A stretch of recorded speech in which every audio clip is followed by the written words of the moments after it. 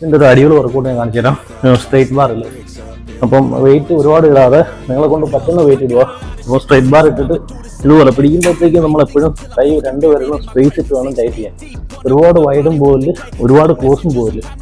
അപ്പം നിങ്ങൾ ഒരുപാട് പേര് ചെയ്യുമ്പോഴത്തേക്ക് ബൈസെപ്സും ട്രൈസെപ്സും എല്ലാ വർക്കൗട്ട് ചെയ്യുമ്പോഴത്തേക്കും നിങ്ങൾ പറയുന്ന ഒരു കാര്യമാണ് റിസൾട്ട് ഇല്ല, എങ്ങനെ ചെയ്തിട്ടും റിസൾട്ട് മസിൽ ഗ്രോ ആവുന്നില്ല എന്നൊക്കെ പറയുന്നുണ്ട്. ഇത് കറക്റ്റ് ഫോമിലും ടെക്നിക്കലും ചെയ്യാത്തതുകൊണ്ടാണ്. ഇതൊക്കെ ടെക്നിക്കാണ്.